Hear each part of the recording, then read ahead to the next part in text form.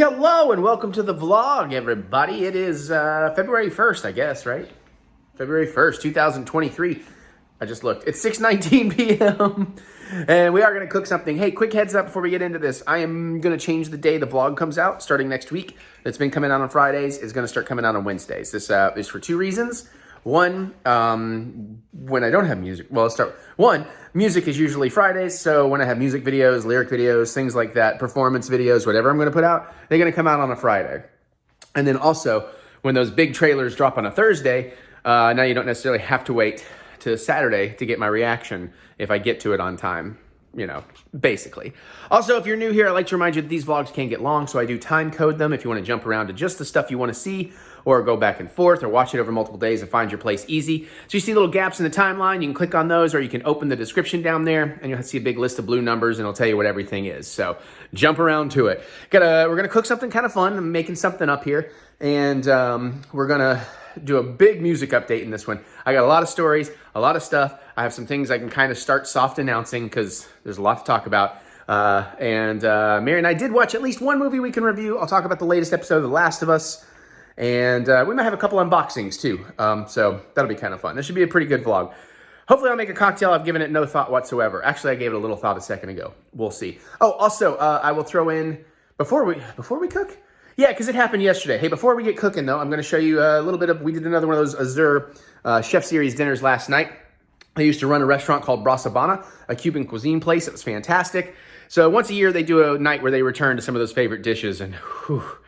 So we'll give you a little bit of that, and then we'll get to cooking. So enjoy. Welcome to Brasabana nights. Cuban cuisine. Cuban cuisine. It's gonna be so good. And cocktails. Mary got the Cappuccini. I'm gonna have to try it. Dad got his Sazerac today. Yep. Because they're out of Angel's Envy. I got my usual King Crawford starter. Yum. Sampler platter. Oh my God! Look at that shrimp. Look at how good. Look at this guac. And then whatever those are, I'm sure they're gonna be cool. No, those are empanadas.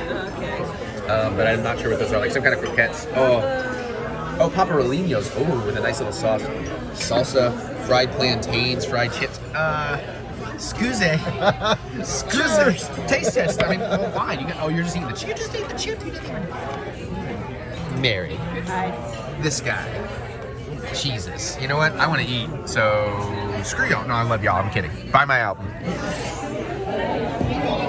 Listen, it's cold outside, all right? Shut up.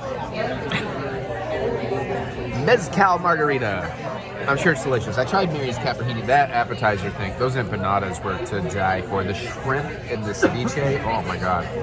I literally drank the juices that were left. And then Dad drank the salsa juice.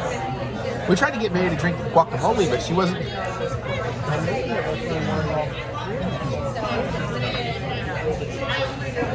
Salsa with the Sazerac chaser.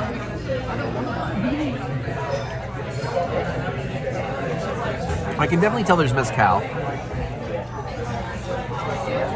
I expect it to be a little bit more lime juicy. Try squeezing your lime into it. I'll just drink it. I get the smokiness of the mezcal, yeah. Anyways, what's next? The good stuff.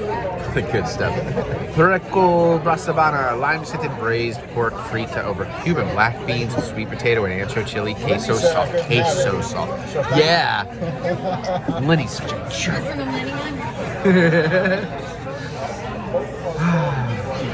Azur, when you're here, you're family. You don't even have to have a Corona, but you could, I think. I'm not sure if they have Corona. I know you have Country Boy. All right, fuck you. Looky. Mary's looks prettier. I'm gonna use hers. We got those black beans. We got that pickled red onion. We got that pork. We got that queso. We got the, what is it, like a sweet potato or a plantain? What is it? Sweet potato. Lime scented. Ooh, I see some peppers and tomatoes in there. That's pretty good. Did everything come out right? It looks fantastic. Can I take that empty glass in there? Certainly. Leave a smell open. Thank you. Y'all enjoy it too? Because she won't. Oh, she's just scooched, right? I was gonna make the joke. Too fast for you. Somebody was like all up in me to get heat. All up next to me to get heat. She was not all up in me, not in public. Wait, hold on. This all sounds wrong. I'm gonna eat. I need to step up my drinking game.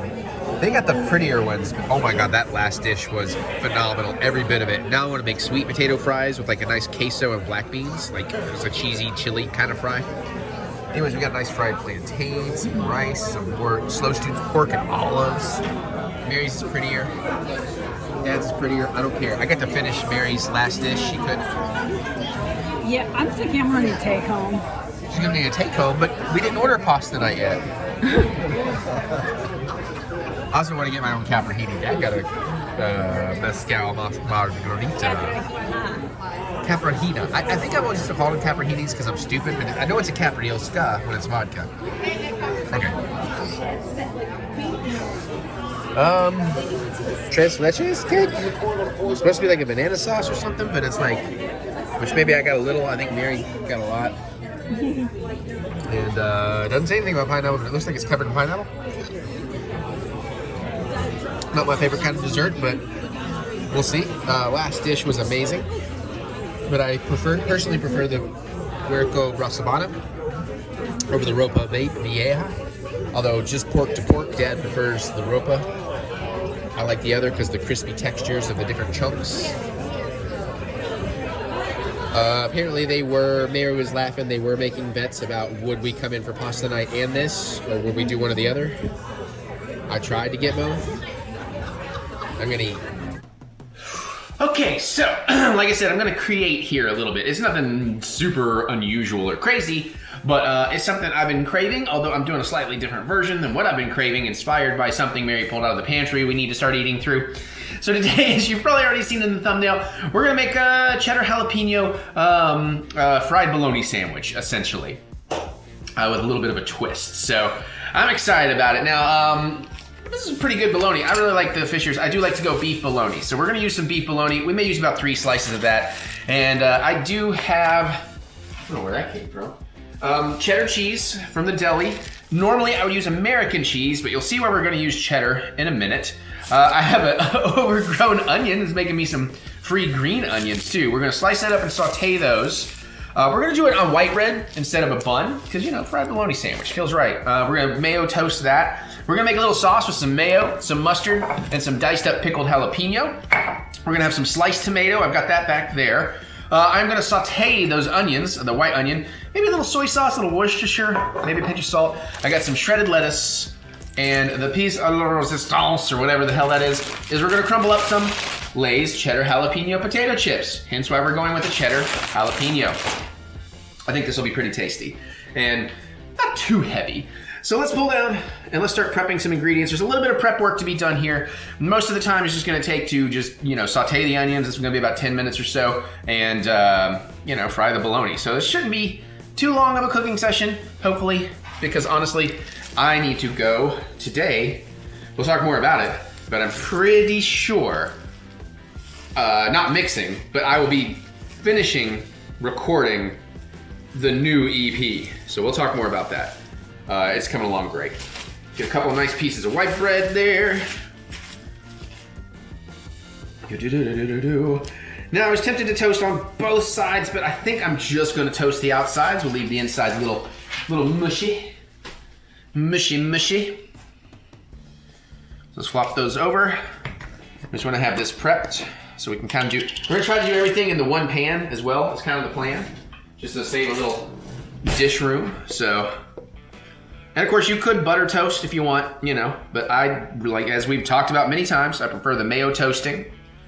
You know, that little touch of egg. I thought about doing a fried egg on this too, but thought that's just starting to get overkill on a day that I was like, I'm gonna make a really easy, light thing to eat for dinner, you know? It's like, yeah, here you go, Eric.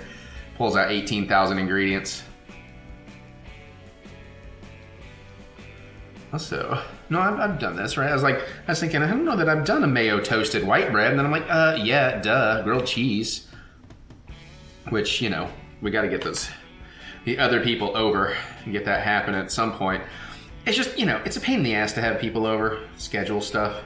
Especially when I have so much going on. You should see my to-do list right now. Again, we'll get more into that in the music section. It's all fun stuff. I'm having a blast. But you know, it's a lot. All right. That piece is looking pretty good. Let's get this piece. After this, we're gonna make our sauce. Yeah.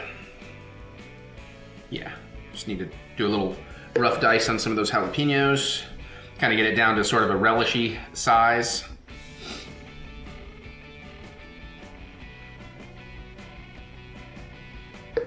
It'd probably honestly be better with fresh jalapenos, but I don't really have any.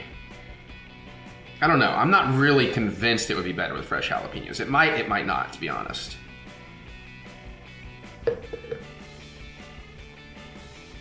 However this turns out, it's highly unlikely to be bad. It may not be great, but it ain't gonna be bad. And I haven't experienced frying bologna that much. Okay. So we have our bread ready for toasting. I'm just gonna go ahead and set that off to the side.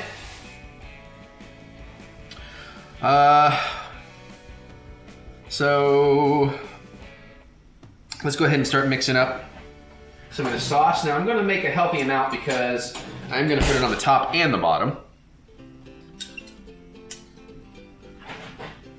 Actually, I'll hold on to that. I might want to scrape the spoon out.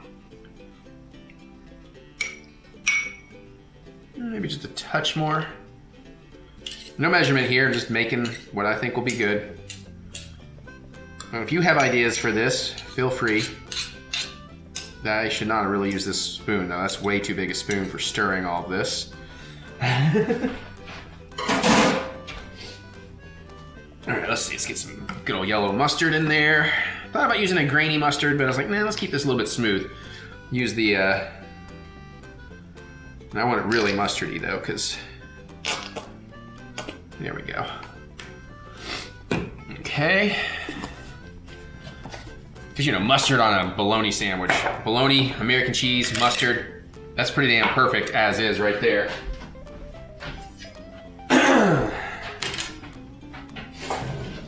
And it does look like I'm running out of these, but I should have just enough to kind of do what I want here. Oh yeah, I got more than I need for this, but... Ah, crap. Crap baskets. And I don't want to go too hard with these.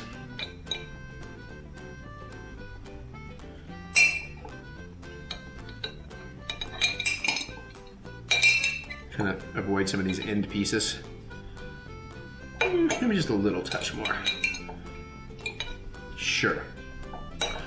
We'll work from that, see how that goes. Oh, shit. All right.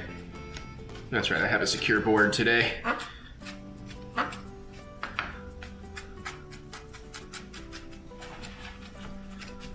And I haven't given this warning in a minute. I'm not a professional chef, I just like learning to cook things.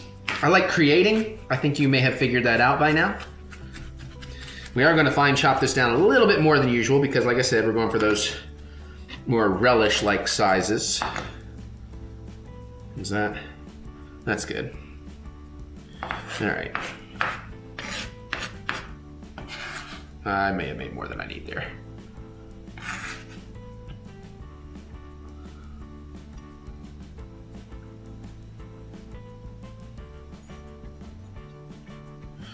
Here, and we'll call that there.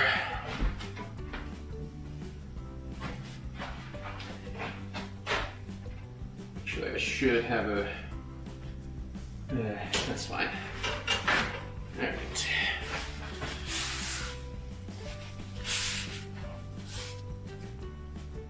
Sure, why not, right? All right, let's grab this little fork.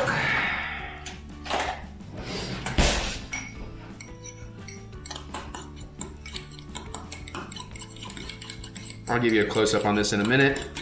Get everything well incorporated. Honestly, it might be a little too mayo-y. I don't know. I'm gonna hit that with a little more yellow mustard. I don't know, what was that, like maybe a tablespoon?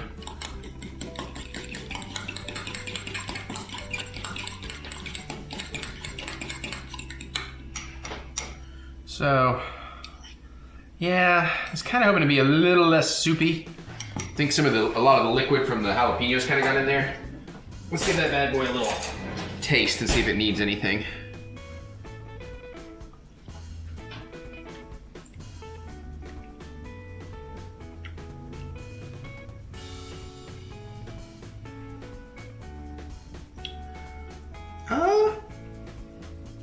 That's pretty good. I can work with that. All right. Well, no, it's all right. All right, so we're gonna set the sauce off to the side.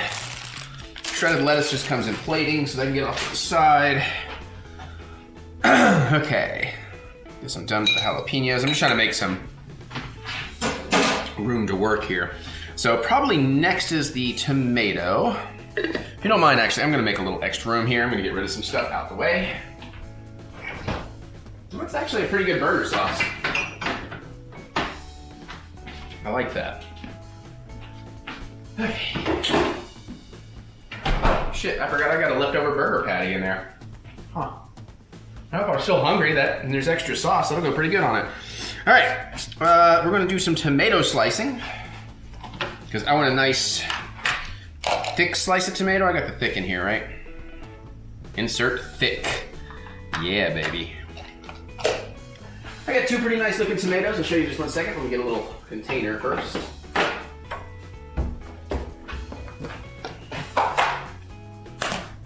Okay, I've already rinsed them off, so we're just gonna get going.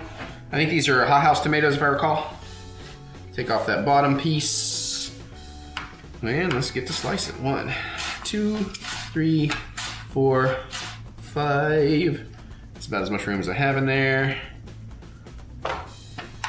1, 2, 3, 4. That's probably, yeah, I've already got a little bit of a stemmy piece in there. I'll leave it in there, I can always work around it. Okay, put that off to the side. Let's get the other one. Take off the bottom. Also, I'm gonna do a little trick to cheat with the onions, I think. 1, 2, 3, 4, 5. Oh, these look really nice. And then 1, 2, 3, 4. Yeah, I don't think I'm gonna get a 5th one, and that's probably not a great piece. Actually, that's just right. Okay. Okay. Taste test them. Well, pinch of salt. It's pretty good.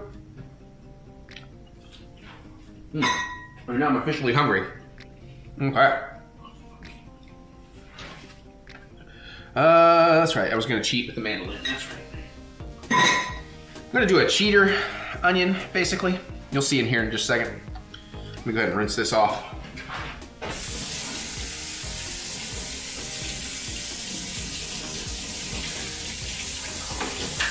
And clean my board off a little.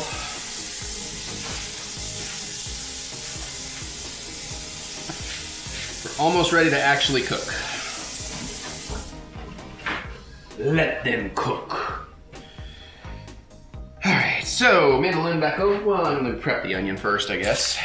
I guess I should save these like green onion bits. I also don't know why I closed that up.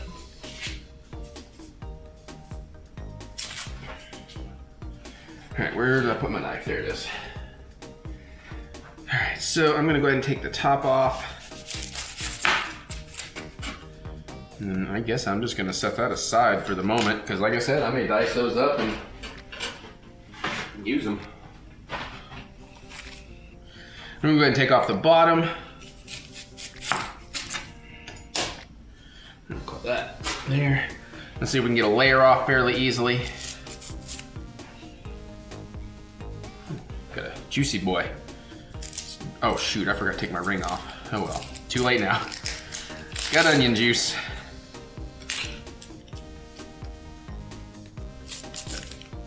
Then papery layer, okay.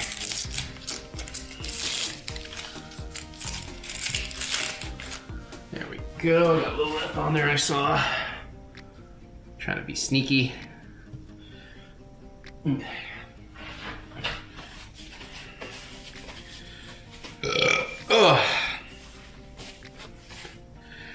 Still gonna need that knife in just a second. But since we have the mandolin out anyways, let's just do it like this. So basically I'm gonna cut these in rings, and then I'm just gonna slice that ring right in half, and then we got onion straws. Well, is that gonna work actually? Is that gonna be what I want? Sure, who cares? If it's not, we'll do something different. 1, 2, 3, 4, 5, and I'm gonna start using the thing now so Mary doesn't kill me for cutting myself, because that's also getting to be a tough onion to go run through there. So I will be a safe boy-ish. Should also probably be done more on a secure thing. Okay. Just don't gotta be perfect for what I'm doing.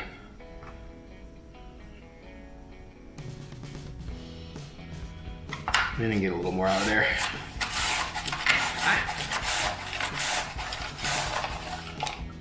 Sure.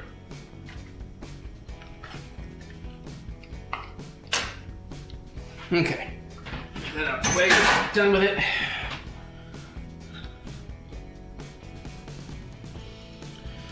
And now, oh, my thing slipped. Okay. And now, boom. Boom. Boom. Boom. And boom. Hell, let's even go in here for you. There we go. Stripped onions. All right. Okie dokie. So I think we have everything ready now. I'm gonna use a non-stick pan for this, so I'm using Mary's big old pan. So let's see, we got bread ready for toasting. That's where we're gonna start. Then we got sauce ready, bologna on standby. Tomato, onion, yeah, okay, so let's get some heat on. Come on. Do about a medium here to start. Once the onions go in, I can move this and I'll prep my tomatoes and my bologna, which does not have a first name. Ha ha ha. I'm gonna take my ring off so I don't get it more dirty. All right, we just need that to heat up so that my bread can get toasted.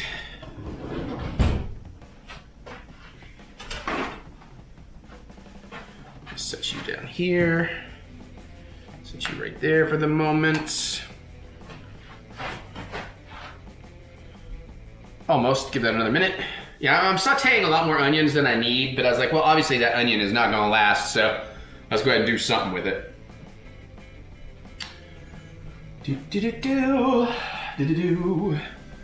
Okay, I think that's probably good. Let's get the bread in. Yeah. Yeah, there's a lot of heat coming through there. Nope. Oh well, we're gonna do a low and slow toast. I may have to redo this. Dang it. I'm gonna take the heat up for a minute, just to get the pan going. Oh, I guess I should get a little butter for the onions too. A little butter, a little oil.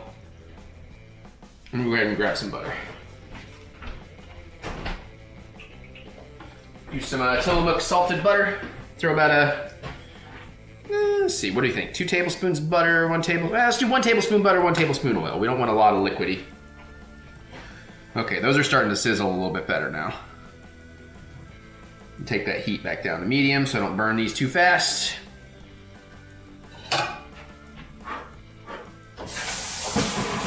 Rinsing himself off in the sink while I got a minute.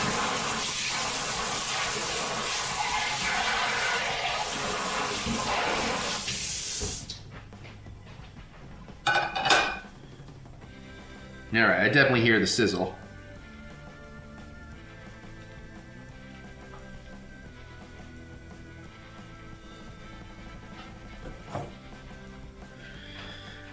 And make sure I kind of get it over the flame somewhat evenly, hopefully.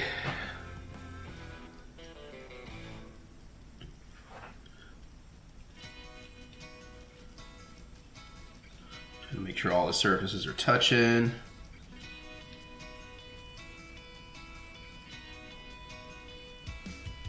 Okay. This piece is looking like it's getting pretty close already. This piece is getting a lot more of the heat, I can tell. Well, the heat's really kind of right here in the center on these. So I might actually just need to kind of like give it a minute and then we'll see.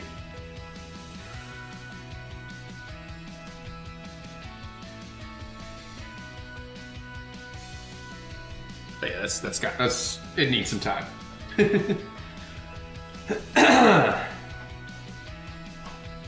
Oh, I'm getting hungry. Hungrier.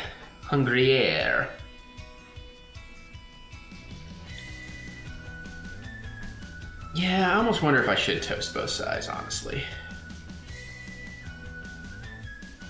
No, I want a gooey soft inside. I just hope it holds the sauce. Yeah, maybe I should. Yeah, you know what? I think we are going to end up toasting both sides. Let me get that mayo back out.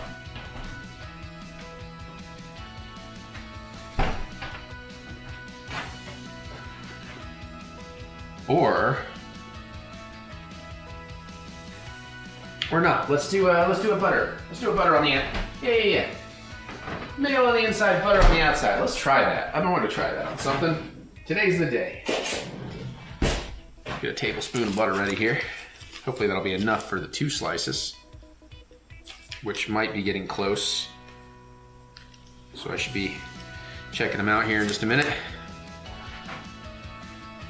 Oh yeah, okay. So let's see. Oh, that's still kind of soft though. Oh, I see, okay. Hold on, we're going back in.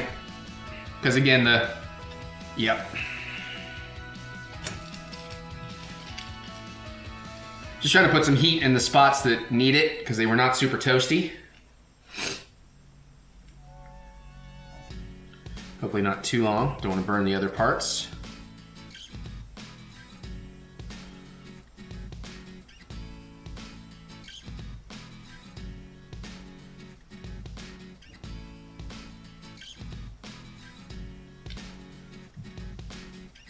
There's an eyelash in there. Wasn't there before. It's alright, it's my food, so. Yep, don't fold over. Oh, perfect. Oh yeah. Pretty perfect. So let's get a little butter in the pan here. Ooh.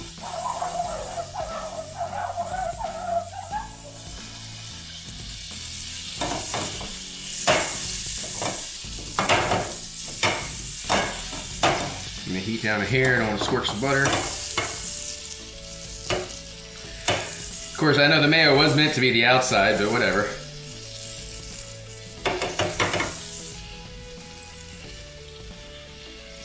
Come on, Patty. All right, by the time I get these back over.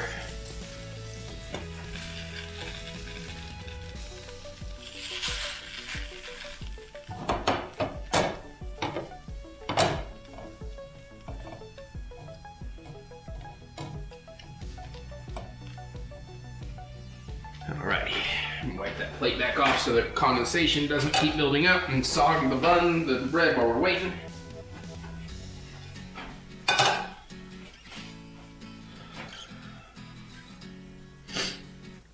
And then we'll just put a little less butter in when we go for the onions, maybe.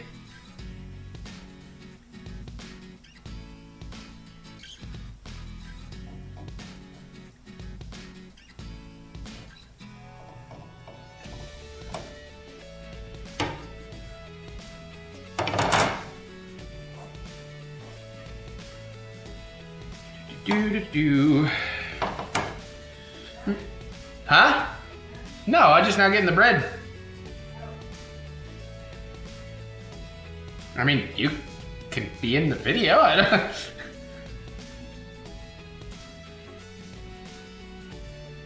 Ooh, that's perfect. Ooh, that's almost perfect. I want to get this little corner here. Again, you know, I'm going to use that as the inside still, actually, so. Sorry, it's a little spotchy.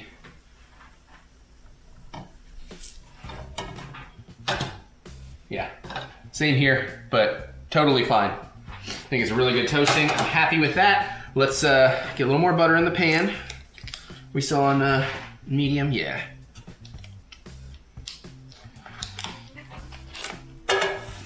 So technically, even though the bread soaked up some of it, that's a couple of tablespoons of butter. Gonna let that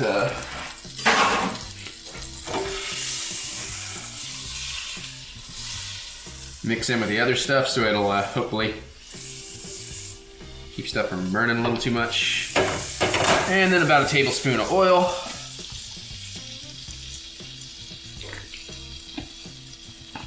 Okay. Nice. Back on the heat. And let's start throwing in onions. Echo, set timer for 10 minutes. 10 minutes, starting now. Obviously, I am going to tell by looking at these, but it's always kind of nice for me to have a little backup option of knowing roughly how long things have been. But see, that's definitely a fun cheater way of doing onion strips. If you're gonna have a mandolin out anyways. A lot faster than, well, for me it was a lot faster than if I tried to do it with a knife. Okay, now I need to move that around, get these coated in the butter and the oil a little bit. Everybody get into the happy pool. Try to continue to separate the ones that are still sticking together a little.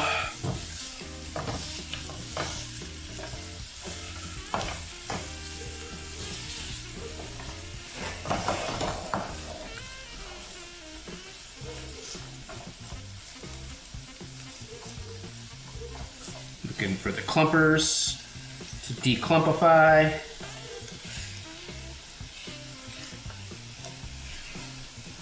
All right. Now let's go ahead and hit it with a little salt too, just to help bring out some of the liquid. A couple pinches here ought to do. Stir that in. In a couple of minutes, we'll throw in a dash of soy, a dash of Worcestershire. I don't want to do a lot. Honestly, it might even be a little bit more for coloration than anything. It'll add a little touch of flavor, though. All right. And then I just realized I am going to need to come up with something to put these in. I think I remember. Well, I don't want to put it in hot plastic, though, so. Okay.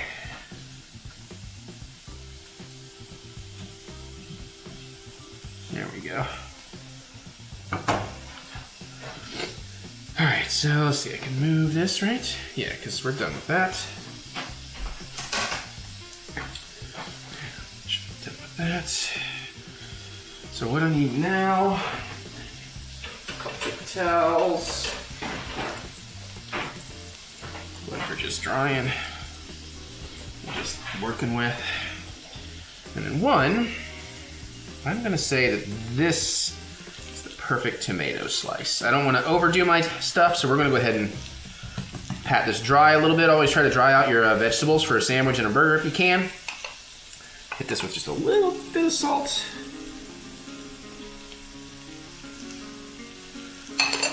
And a little bit of pepper. That should be fine. You want to season your veggies when you can too. Oh crap, I just put that back on and I really should not have. Okay, let me throw this butter back in the fridge. I think I'm done with it. Yeah? Yeah, I don't need to put it on. Okay.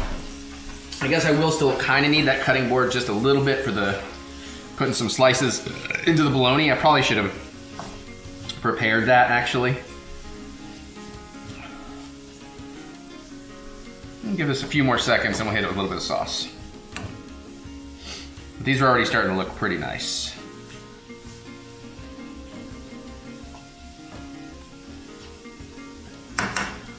And I'm gonna say that my tomato is ready, so I put these away. Start looking at getting this bologna open. Easy peel package that's never fucking easy. He says, and then watch, it'll be easy. He says, and then watch, it's not gonna be easy. I'm making progress. Oh my gosh, I thought it was. Oh my god, there we go. So easy. Okay. That's cheese ready for opening.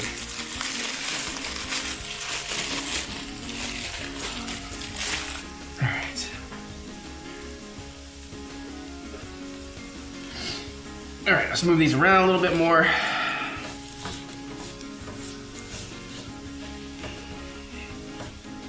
And now let's sauce them a bit. I love me some Worcestershire. I just have a feeling this is just, I don't know if this is a good idea, but I'm doing it.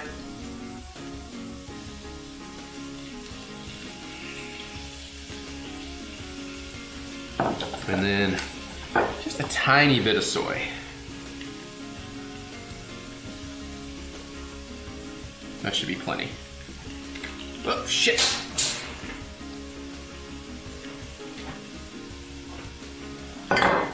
And let's incorporate all that.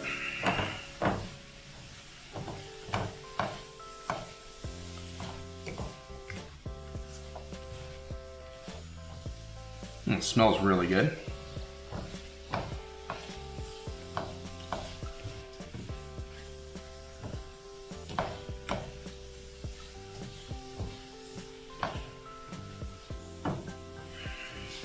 I should have put that bread on a cooling rack probably. Whoops. Let's go ahead and turn it over. Oh man, it's kind of bowed. It's not soggy, but it's kind of bowed.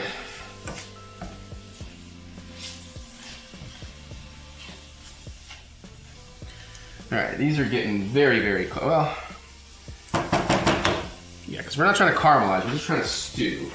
All right, let me re-clean off my board here a little. We're not doing any kind of crazy cutting here, so shit, I run out of room. Okay. 1, 2. We're gonna do 3 slices on this. You silly ring things off.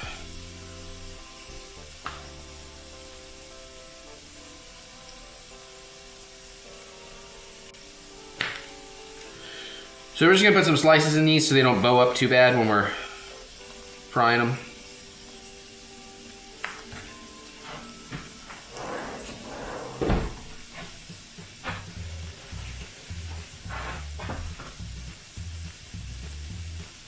Nothing crazy.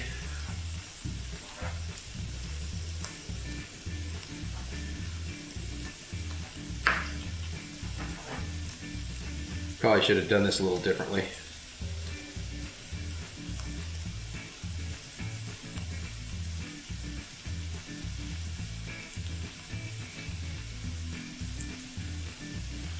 We'll hope that does the trick.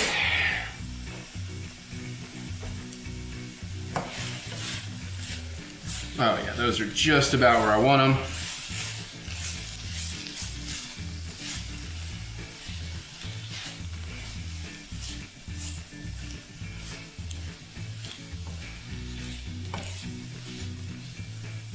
Because I do want to maintain a little bit of a crunch in these, but not a lot.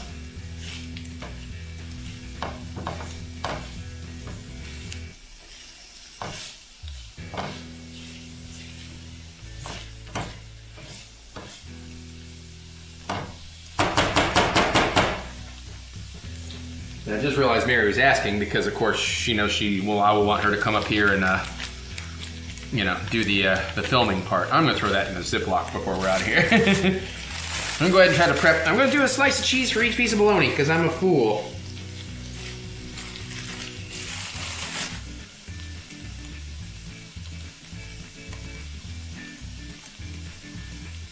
And I do need to get something to put these onions in, so. Probably one of my smallest options.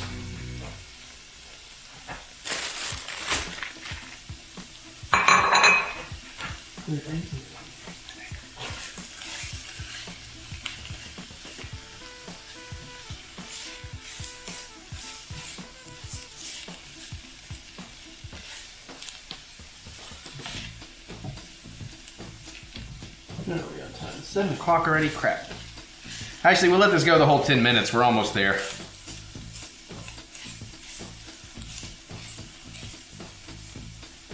I'm getting excited for this.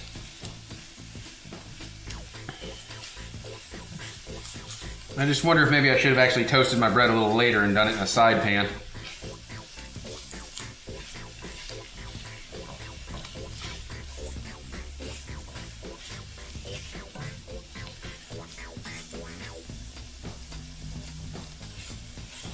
How are we doing? About 15 more seconds. We'll put these in a bowl. We'll throw the bologna in. We'll give it a minute or so. We'll flip them, cheese them. We'll take it off the heat and try to plate. I'll start plating while we're cooking bologna because the bologna will probably not take that long to fry up. All right, Echo, cancel timer. Echo, cancel timer. Thank you.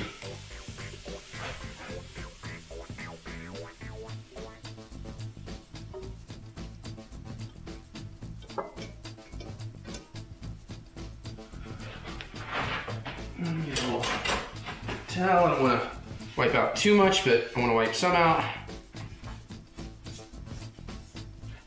Okay, back on heat, and in goes our bologna. Let's take the heat up to a medium-high. Try to move that piece back into a good position here if I can.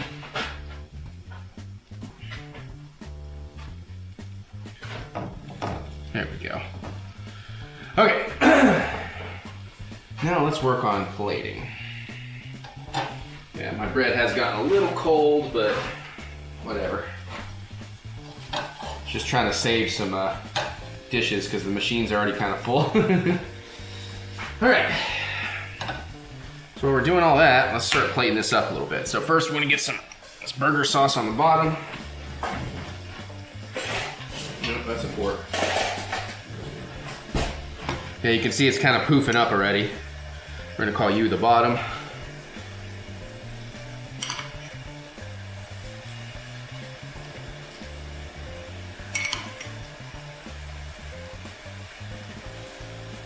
Trying to go a little heavy-handed with the sauce here.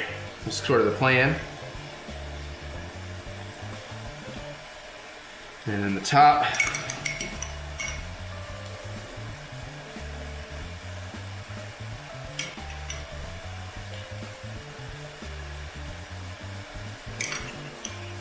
Might have made just about the right amount, honestly. Yeah, don't get my cheese, bruh. And that bologna is probably just about ready for flipping already. We may hit a little more of that on in a minute. Where's my thing?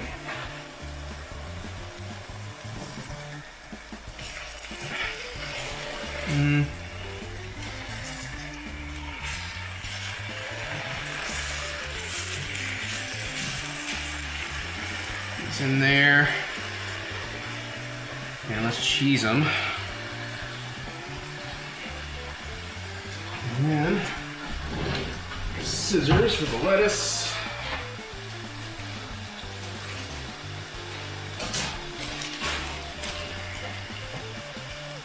Just a nice little, try to flatten it out a little bit. That's good. Oh, that cheese is melting fast. Tomato on the lettuce portion. That is ready to start bologna-ing. And then we'll onion, and yeah. Okay. This is gonna be awesome. Hey Mary, I'm almost done. Yeah, I'll need you in a minute, yep. Yeah, don't forget the potato chips. All right, I'm just gonna go ahead and call it. Well, here, actually, why don't I do this? Put this together. Oh, shit. Let's try that again. Put this together more properly.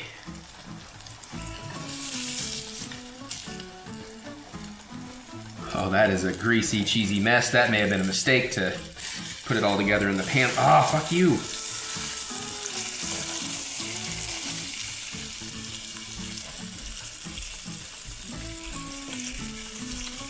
Shit. Taking the heat off.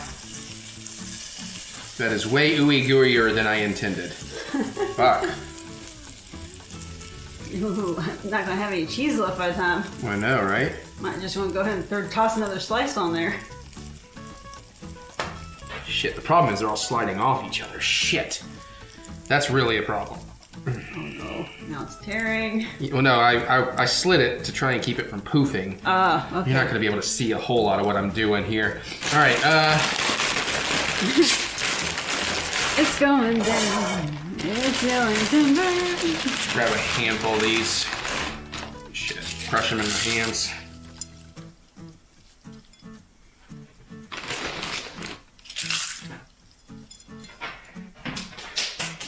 And then, let's get some awesome thing of onions on here. I feel like if you're gonna try, you should try it on camera. No, this is... Okay, I didn't think they were spicy at first, but they're spicy. They spicy? Good. Whew. I'm trying to get a lot of onions on here, and man, I'm just failing at everything all of a sudden. Might need the bigger fork. And then I don't even fucking remember where this is. Okay, so there we go. I mean, not bad. Okay, Napoleon, that would definitely hurt the baby. Yeah, let me get my photo and we'll switch to close-up mode because I need to try this son of a bitch.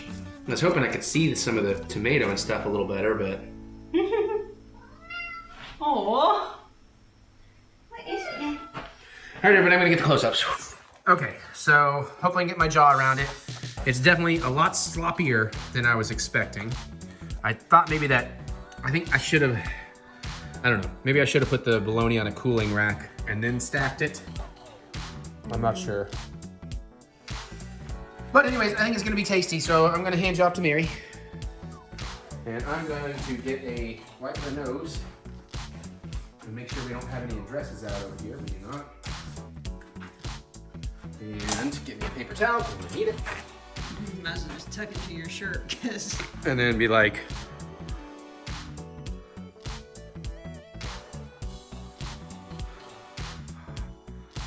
all right. Jesus. All fell apart on me, just all slid to hell. Yeah, good luck keeping it in the sandwich. Shit. Okay, I think I can get a good bite though. Look at that, that's not bad. Yeah.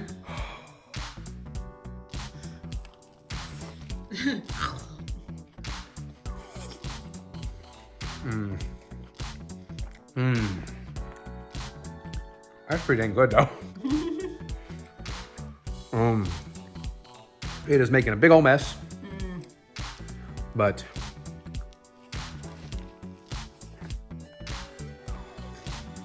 I definitely taste the bologna. The bread is nicely toasted. The mustard jalapeno mayo sauce, very good together. Onions aren't quite there, but I also might not be getting a great bite. Tomato's nice, although it's very subtle. A little spice. The crunchy of the chips is a really good call. So the onions just sauteed in butter. Sorry. What are you, a server in a restaurant? You wait till I take a bite? Would you like to try a bite? You'll have to find a way to film yourself. I can't put this down. No, I think I'm gonna pass. Okay. Onions were in butter and oil with a little Worcestershire and soy sauce. Interesting.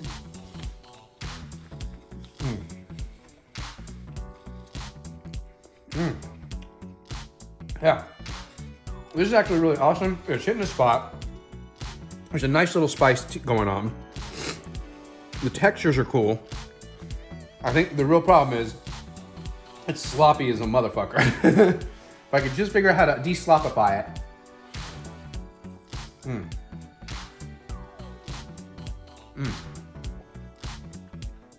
Yeah, when I'm done, if you'd like to try the onions, you can. I might try the onions. Everything else in there, I'm kind of like. Uh-oh. Jack, Jack. Jack, Jack. I can't, buddy. Hi, Jack. But yeah, the flavors all go together really nice. Got a nice, Jacqueline got a nice close up of the camera. Jack cameo.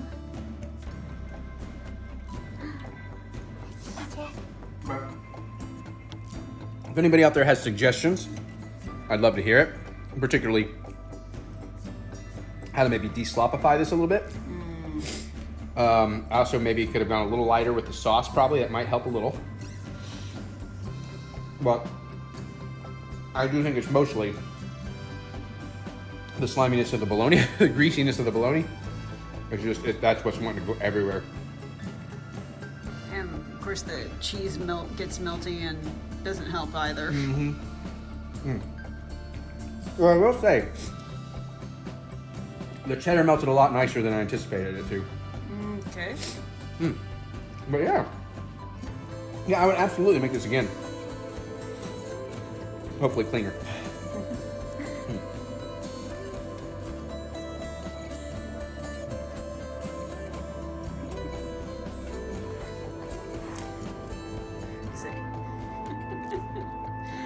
Napoleon is definitely my best cat for taking pictures because he just stays nice and still and looks at the camera.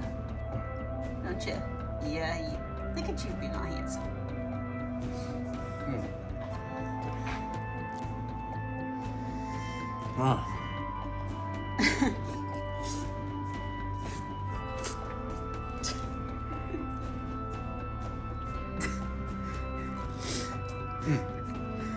Yeah, I think you're gonna need more than a paper towel. Flavors are good though.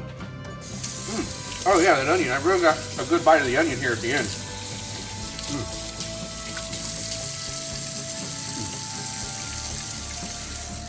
This is gonna be like night 3 of not quite being able to get everything into the dishwasher. Maybe. There's not a lot more. Well, that's definitely not gonna fit. Yeah, there's probably gonna be some, yeah. I made a dish Monday night. And That we almost showed you as the vlog. Uh-oh. Oh, no put. I ain't gonna finish that.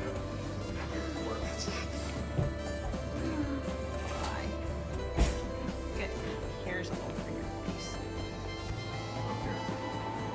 Take the camera, and if you want to try the onions, then I'll come back and use this fork to say, you know, they turned out pretty good. I don't know what they taste like on their own.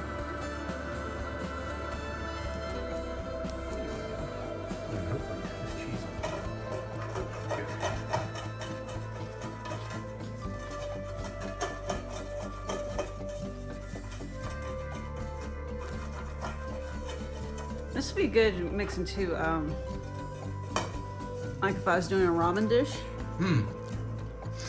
Okay.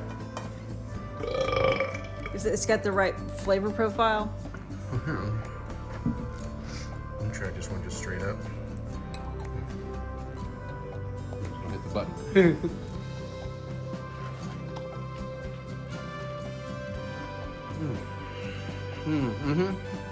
You're right. That's good, man. That's very good. Okay. You get a little. It's like a taco leftover, you know. Look, I'm eating healthy. I'm eating a salad. The cheese. Lots of cheese. And There's mayo. only a little cheese. Well, mayo is just the dressing. A lot of dressings are mayo based. There's lettuce and onions. Little cheese, potato chip croutons, which might be a really good idea if you haven't tried that. Looking for a different kind of crunch in your salad. I mean, obviously, careful if you're doing it for health reasons, but or a diet or whatever, but I could see doing potato chips in a salad.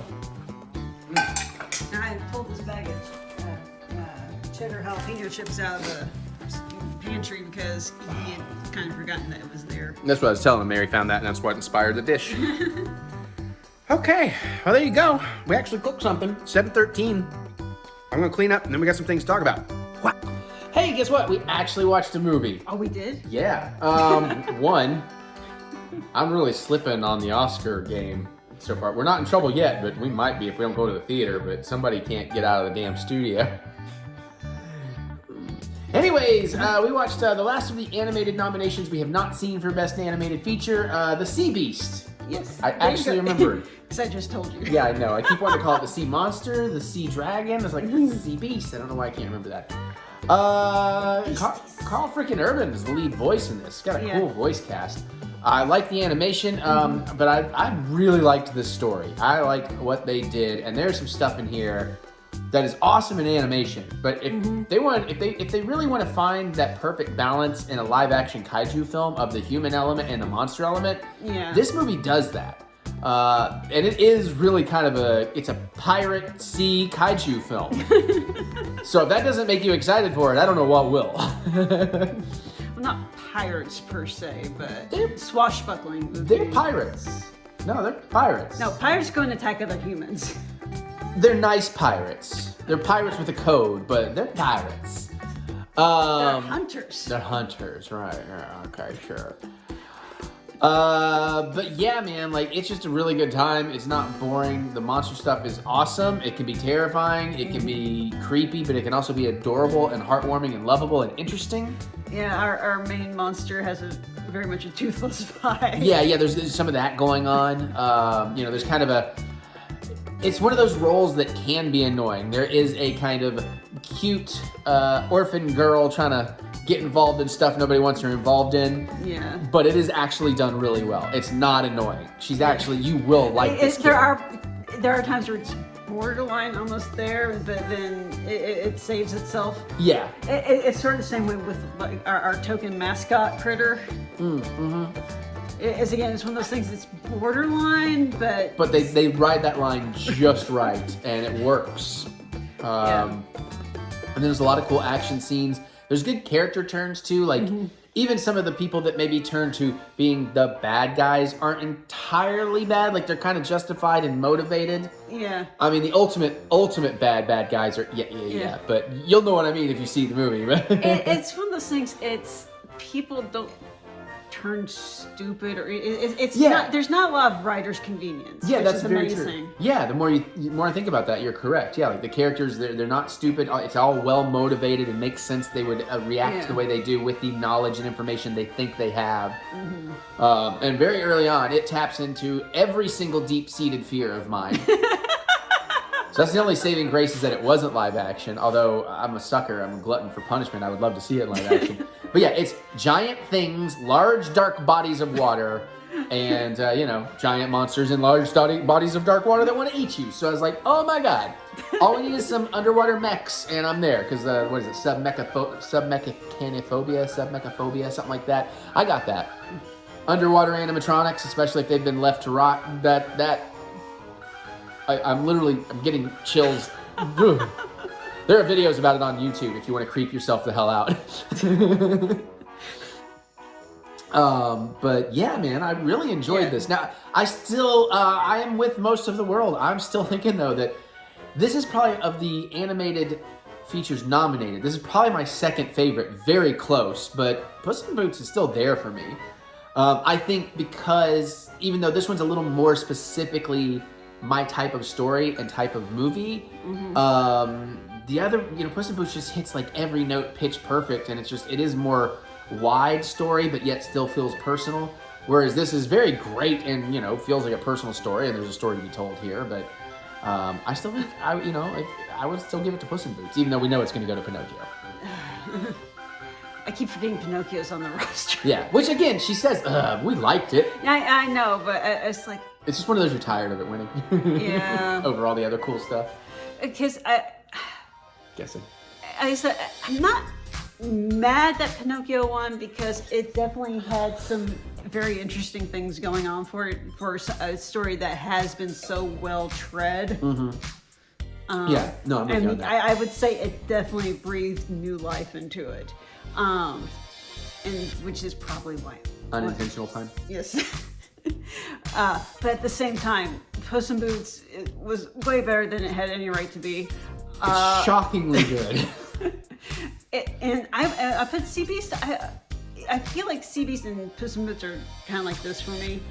The same. But at the same time, I would not be upset at all if something like Ennio won. Yeah, but it's not nominated. It got the Golden Globe nomination, but it did not get it. I didn't realize. Because otherwise, this would be a slightly different conversation. No, it's the weird one is Turning Red, which we liked. We don't It's like Pixar. Yeah, It gets the automatic pass. yeah, that's what we think it's got nominated because it's not, it's not the strongest Pixar. It's not that great. It's really good. I really liked a lot of it more than others. But well, here's the thing. I also think Turning Red speaks much more strongly to certain demographics more than others. True, but that's not the Academy demographic, so I still don't understand it. It's one of those things. It's like it was not targeted at you. But I still loved it. I mean, because I can relate enjoyed to it. other people and other humans' experience. I don't need every single story to be catered to my existence. I like to live vicariously and understand what other people are going through via filmmaking and storytelling. So yeah, what you're saying is true for a lot of people. That is not true for me because I love Turning Red. But I think. Trust me, I can relate to being a teenage girl. Yeah. But teenage Chinese American girl. I can relate to that.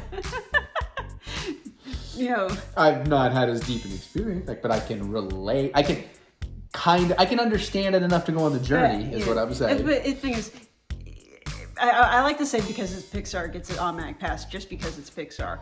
But at the same time, it does check a lot of boxes that haven't necessarily been checked before. Yeah. Oh, the other's Marcel the Shell. I was trying to remember what 5. Oh, yeah. Pinocchio, Marcel the Shell with shoes on, which is great. It's hard to think of that as animated, though. I know. Again, it's the Avatar Marcel switch. Marcel is more live action, and Avatar is more animated. Technically, I'm just saying. And I'm not knocking either of those films. I'm just saying because I loved Avatar. Damn, I really wish we had time to go see that again. But we got all these other things. I almost said crappy. It's not crappy. It's just like I just want to make music, but I want to go watch these movies too. So yeah, for me, I think it'll be Pinocchio. I think my favorite is Puss in Boots, followed closely by The Sea Beast, followed closely by whatever the hell I just said. Marcel the Shell? Marcel the Shell with shoes on. Short-term memory, kids. I was doing Groucho Marx. Yeah, that's what I'm doing.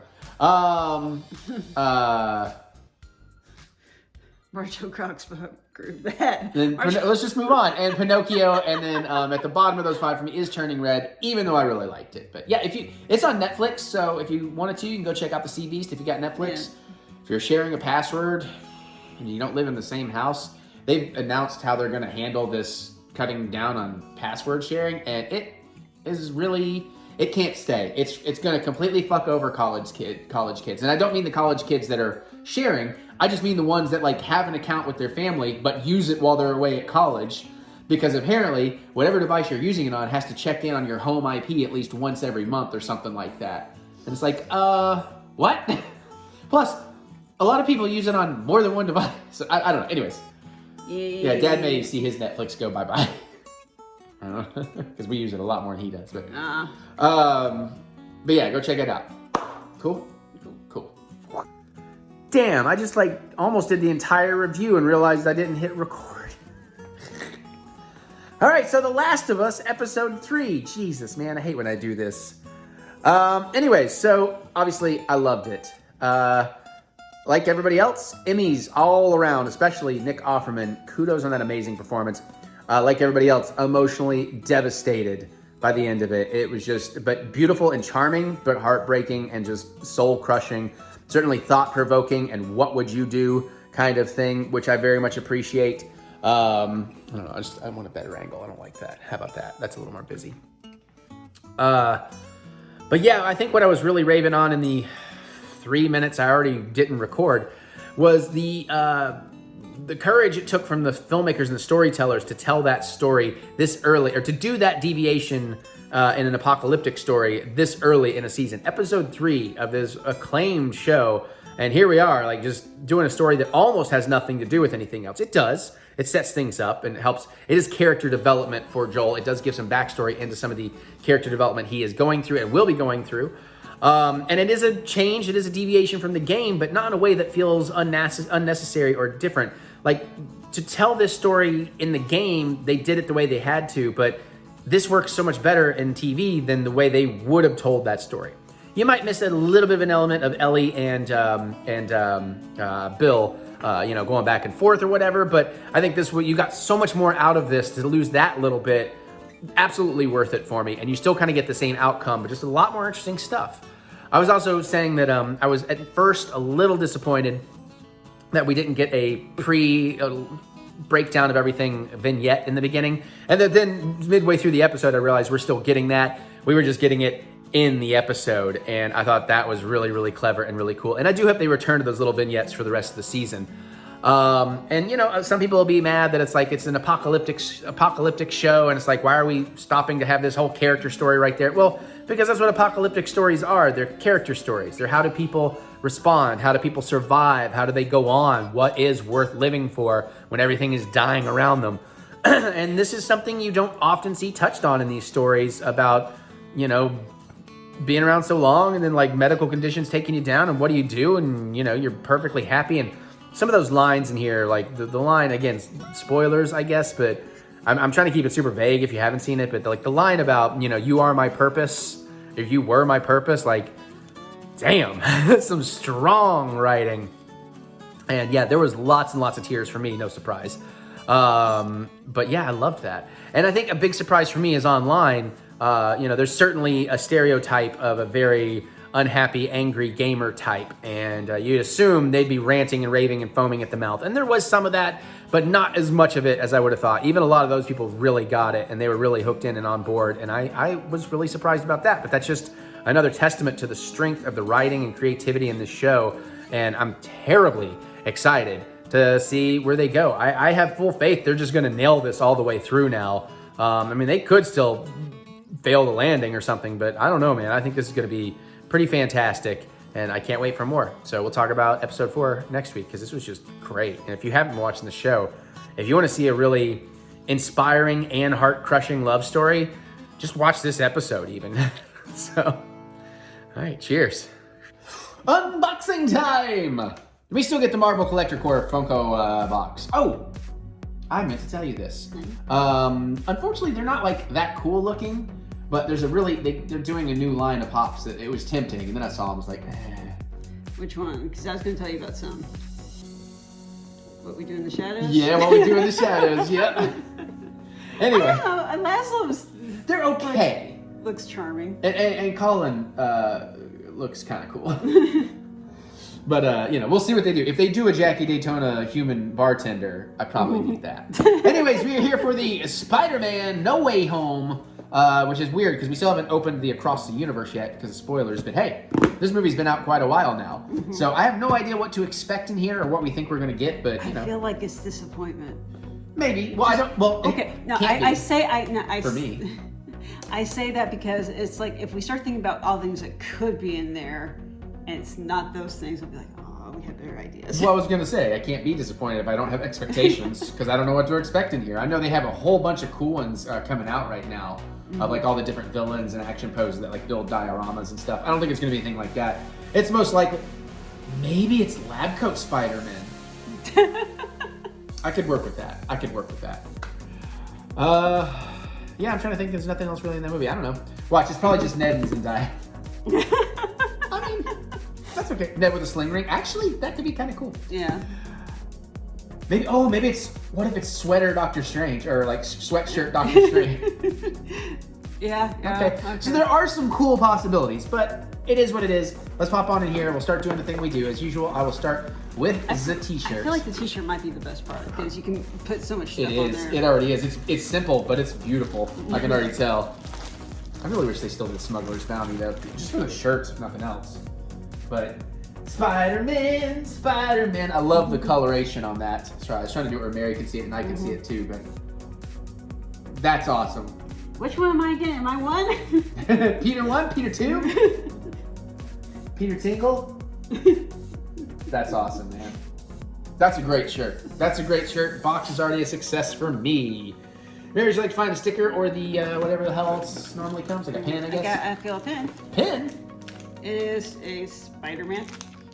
Take your pick. I mean, it's cool, but it fees like, wow, it feels generic. Like I've seen 1,000 pins like that. This is where I told you the disappointment. Yeah.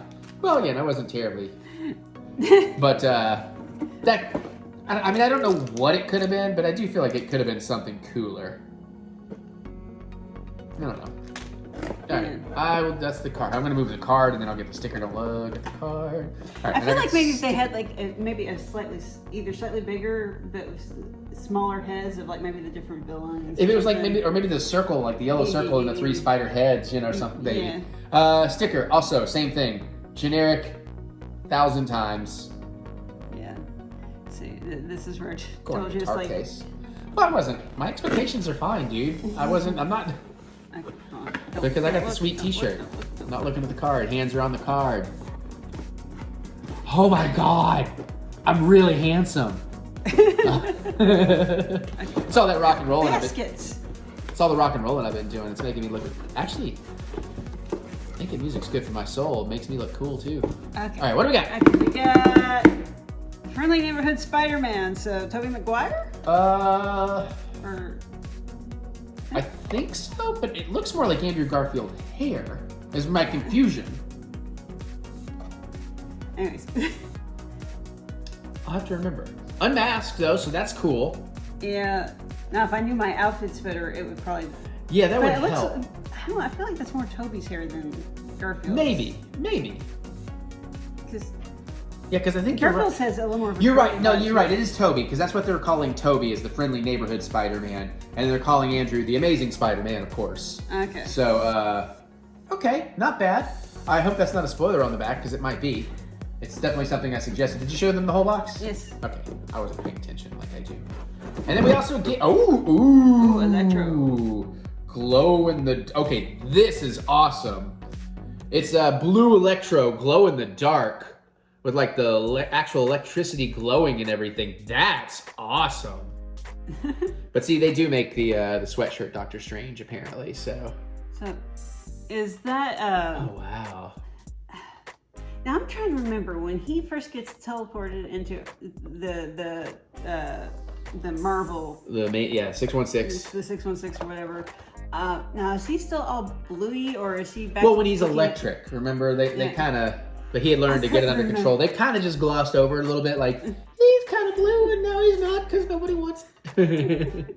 It's like, did you get makeover? Yeah, they I don't remember you being that good looking. they did a very good job glossing over the couple of changes that needed to be made and were great. So, but that is awesome. That's an absolute keeper. That one, I'm keeping that. That's beautiful. This is cool, and I mean it's Toby, so I love Toby. I'd still love to see a fourth one. I'd love for them to make all of the Spider-Man, just do multiversal Spider-Man movies.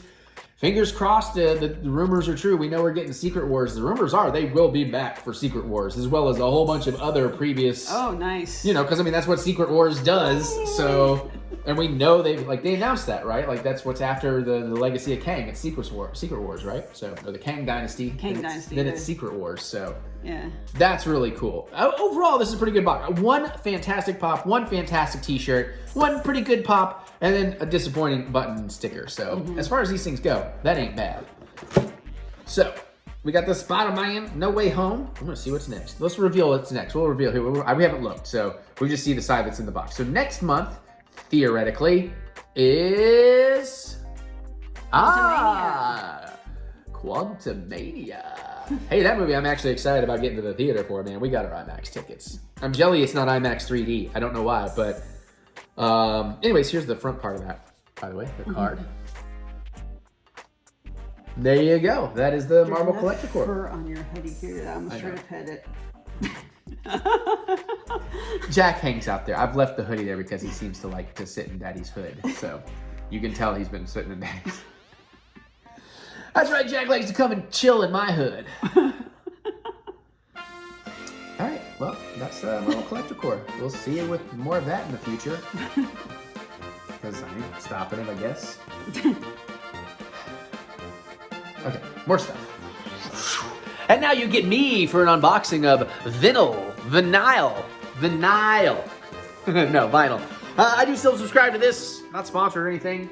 Just, I like it. I've barely listened to anything they've sent me lately just because I've been too busy. Although I'm in the mood, but I typically listen to vinyl when I can pace around the deck at night. And listen, on some nights it can be like 45 and I can bundle up and go out there and I get a whole bunch of steps in and it's nice, but it's not been anywhere near 45. So we're going to open this up. We're going to see what we get this month. We're going to hope for some Eric Butts on vinyl. Although if that were to happen, I'd be like, how do I not know? But for real, go buy some of my stuff so I can put myself on vinyl. I mean, at least we are doing CDs, but even the CDs, well, we'll get to all that if we haven't already. I don't know what order I'm putting stuff in. So I always choose curated. They tie to my Discogs, so they know what vinyl I have as long as I put it in there. Then they send me 3 albums based on my taste. You can choose other ways of doing it. They'll have different artists, and you can choose that. You'll get that release of the month, and then they'll pick 2 things for you or whatever. It also ties to my Spotify, so they know what I'm looking for. I'm not trying to save that. It feels like that might be something special. Let's go here. First up, we have Modern Nomad, Bardo. I don't know if Bardo is the album or what, but the art's pretty freaking trippy. What does it say? Modern Nomad for fans of Washed Out, Toro E. Moy, and Mac DeMarco. Bardo contains beautiful and lush bedroom pop from one of the scene's most promising talents. This LP is full of thoughtful and danceable tunes that you can groove to while being introspective. The string arrangements that fill this record showcase the influence of Brian Wilson's production techniques. This LP contains special tracks and instrumentals only found on the vinyl pressing. Get this record home and drop the needle for a great trip. Soul Step Records. Interesting. I don't know that I've really ever seen something like that on one of these. That's kind of cool that they want to describe that to me. You know, I guess like if you're buying in the store and the art catches your eye, you actually have an idea what it is, not just the art. That's actually a pretty cool idea. We have to consider that. We also got whatever this is, but I love the red and blue creating purple neon. That is one of my favorite color looks. Looks like it's Claws, No Saviors. These are harder to show off though when they're dark like that. So I don't know, it's got a cool aesthetic. Got a good beat and I can dance to it. It's better than Cats. Just making up stupid things to say. Okay. Managed by Ari Forizos of Sorry Mom Productions. Atlanta, Georgia. No, that's where the mastering was. Interesting. Well, obviously they'll tell us on the card what this is, but I do love that cover art. That's really pretty. So now the one that might be something really cool and special, I don't know. It's one of those they sent the record outside of the sleeve in its own bag. Sometimes that's something really awesome. Let's see what it is. I don't recognize it immediately. I like the art. I don't recognize the artist. I don't recognize anything in here. All right, Wednesday, Twin Plagues. I know nothing about this, but pretty cool looking. It's got a nice kind of a greenish, aqua-ish vinyl with fun little labels on it. And then there's the back. Wednesday, Twin Plagues. Interesting. Come on, get back in there. All right, well, let's find my little note. Let's see who curated and what they have to say about what they sent me and why. Here's, as usual, this part of it. Let me just, actually, I should show you this. And this one's going to be from Ashley. All right, so, hey, Eric, this month I'm sending you the perfect combination of bubble grunge, not heard that, southern shoegaze, noise rock. Bubble grunge, southern shoegaze, noise rock. Now, that's a description. I got to get better on my descriptions. Here's Wednesday's second release, Twin Plagues. Next, Bardo by Modern Nomad, coming on an exclusive, translucent clear water blue marble variant. Nice. Doesn't tell me anything about it, but at least the sticker did. Finally, NY duo Claws with their fun and danceable 2020 release on Violet Sea. They're channeling Billie Eilish. Ooh, very interesting. Very interesting indeed. I do wish they'd be sending me more punk records, though. I really need more like high energy stuff. But this is good. This is stuff I don't necessarily find on my own. It can give me some really sweet influences because, as you know, I'm making a lot of music. And we're going to talk about that in a little bit. I guess that's going to be, yeah. All right. So, that's vinyl for technically January. Cool. And now for the part I'm most excited for, the music update. Lots of stuff to talk about here. No new instruments. I've been a good boy. Though I did spend more money than I meant to elsewhere. So let's talk about the biggest, the more current thing. The first thing. So I think we've talked about it some. Obviously, I made this album back in 2003 where I did like 25 demos. Really only finished 7 of those songs. Actually, just 6 were really, really, really good. I've always shown those off. People have always loved them, but I haven't really given them a lot of respect lately. You know, like they just have been kind of ignored. But now that I'm putting everything on all the streaming sites, I felt like these 6 songs needed to be on that streaming site. So I thought, well, there's something we can release. And I realized, oh my God, it's the 20th anniversary. So That's scary. So I took those 6 songs and I gave them a new polish. You know, I didn't replay them or anything. They're the original recordings, but they were always really well done anyways for that time and the technology I had.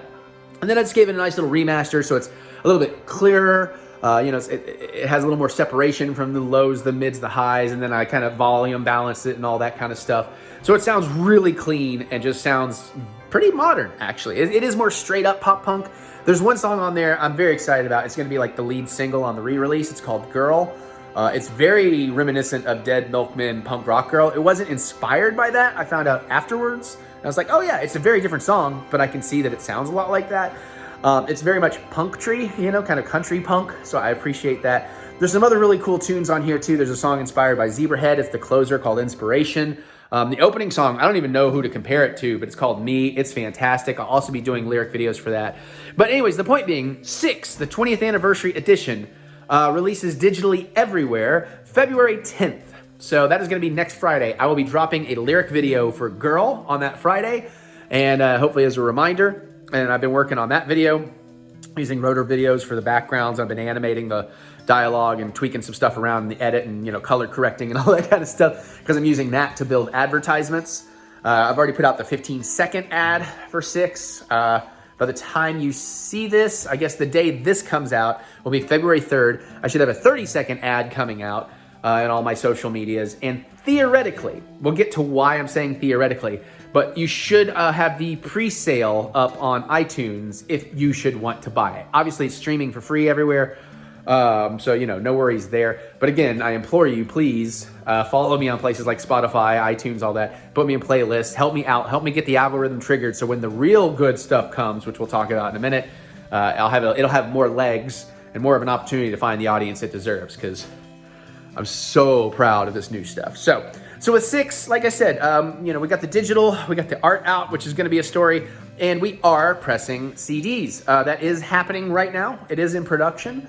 The plan was for this and all the upcoming EPs and future CDs, I was just always going to press them in small 100-run batches.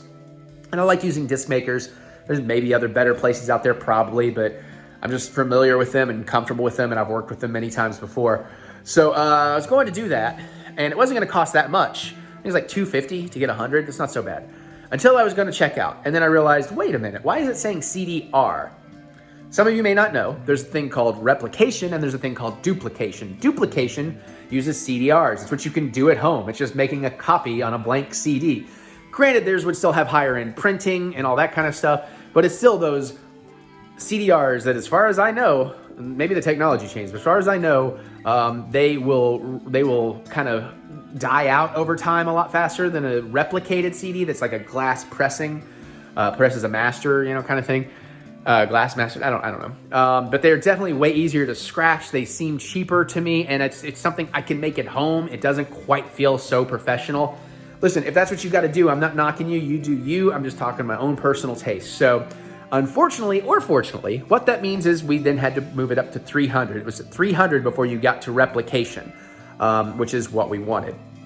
And you know what, honestly, I was thinking about that 100, and between like certain ones I was going to set aside to give away, certain ones I was going to put up for sale, certain ones I just wanted to keep, we were going to run through that 100 real fast. And then I was going to press a second 100, you know, that had different colors and stuff. But nah, we're just doing the 300. That'll last me. I don't expect to sell through those too much, you know, even giving away a bunch. But they're just in jackets. They're very cool. I'm proud of the art, even though I technically used art and used photos that were from a couple years before that album, but it worked. And so get excited for that. So those will be shipped to me somewhere between February 14th and 17th. May take a week or two for me to get it. I'll put some in the Amazon store. I am going to set up my own like Shopify, so the merch store, I can have my own merch store on Spotify. And yes, I know I'm notoriously terrible for shipping out prize packs from years ago. I still owe people that are still sitting in my dad's, but honestly, something like that, a lot harder to deal with. You know, you're bubble wrapping collectibles and trying to find the right size boxes, blah, blah. This should be fine. I'm going to go buy a bunch of prepaid postage CD mailers so they're just ready to go. And I'll have, you know, labels. I just got to put your address on it, slap it in the mail. So, you know, I think we're going to sell them for like $4.99. It's not bad. It's only a 6-song CD, but I mean, it is a really nice package. And if you see me in person, you never know. cut you a deal, or hell, some people gonna get some freebies, that's for sure.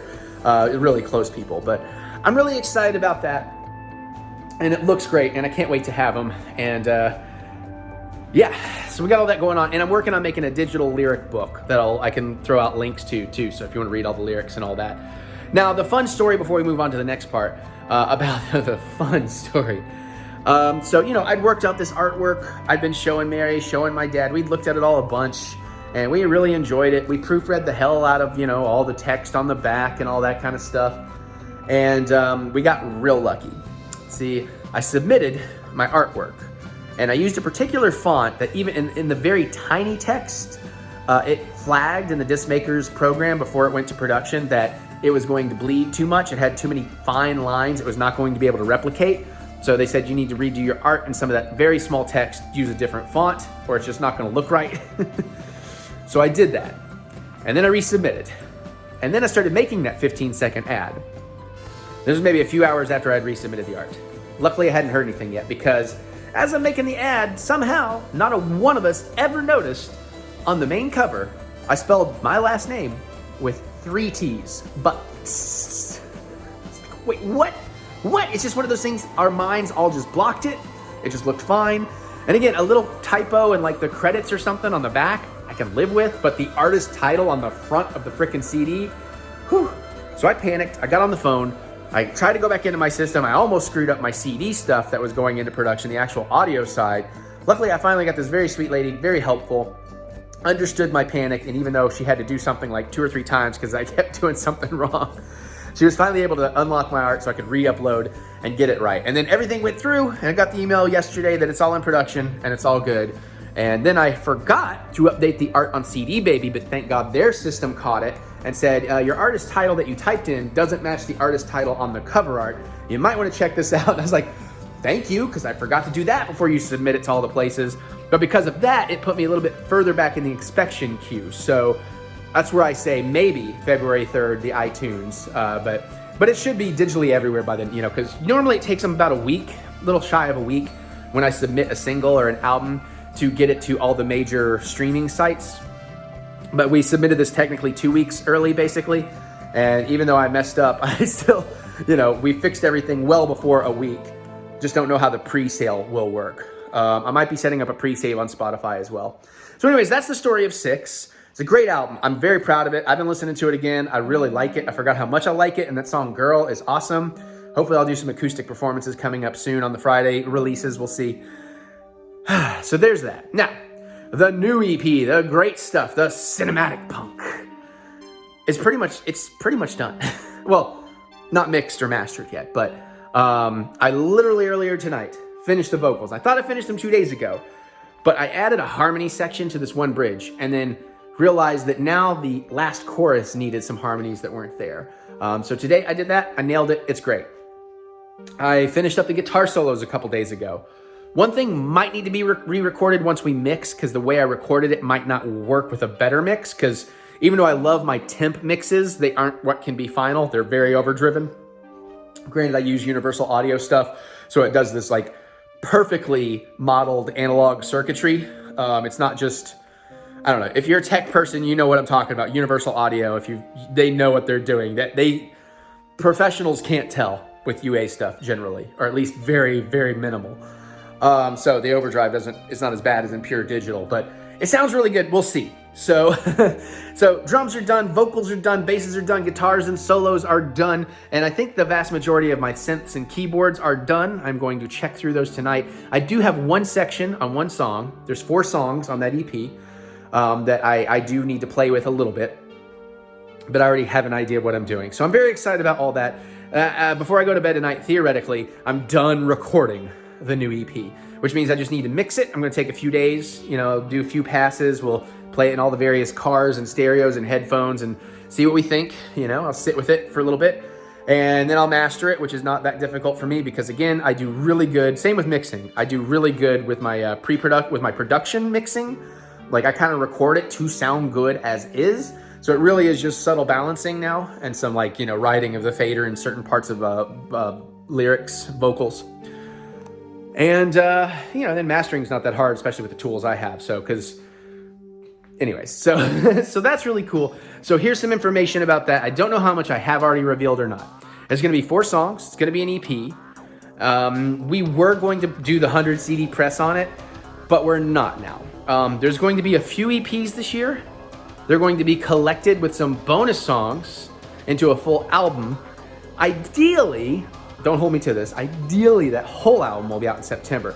That we will do a full pressing on in like digipacks with full booklet, the whole deal, since we aren't going to be doing so many small CD runs. Now, the new 4-song EP, I'm aiming for, again, don't hold me to this is not a promise yet, I'm just getting you in the loop. I'm aiming for a March 17th release, digital and hopefully physical same day, because we'll be far enough ahead on this. The artwork is done, you know. There's some other things I've got to do, like write up, you know, type up the lyrics and stuff like that now that they're finalized. And I don't know if I've told you what it's called, but I'll go ahead and reveal that right now. I've known this for a long time. This is for certain. It is called The Merry EP Part 1. That might give you some hints of other EPs coming this year. I've already started the artwork on the next EP. Now, keep in mind, there's a series of EPs I've been wanting to make for a while, and I already did like artwork mock-ups a while back. So it really is just kind of recreating them in CMKY color space instead of RGB, which does pose its own problems sometimes.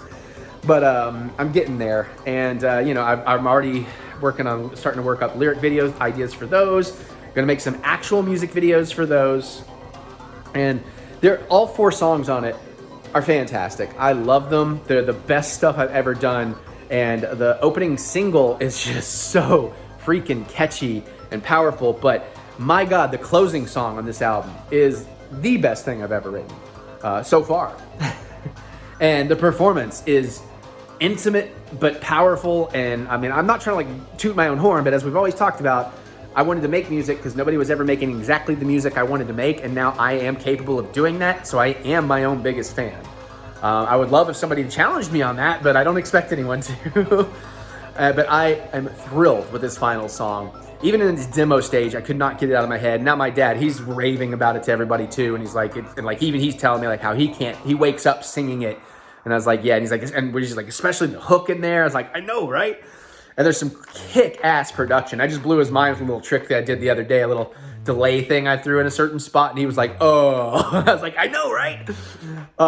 So really, really excited to get all that out for you, and we'll do that, and I'm gonna keep at it, because this is, like I said, man, I am having the time of my life. I think you can tell, not that I was unhappy before, but I think you can tell that I am like insanely happy lately, and the pressure and the stress is off, and we're just having a great time, dude. And I'm already starting to demo for the next ones, and I got some plans, and I'm trying to find a way to start writing some brand new from scratch, not even using old riffs or old demos. So that's all awesome. And again, like I said, we aren't going to do as many CDs. We're going to keep it so we can spend less money, because since we have to do them in runs of 300 now instead of 100, if we want the good stuff, and that changed my whole plan, that's fine. And then maybe we'll get lucky and put them on vinyl someday. I'm still designing these EPs and the artwork. I'm even making back covers still, because I'm also going to make digital lyric books.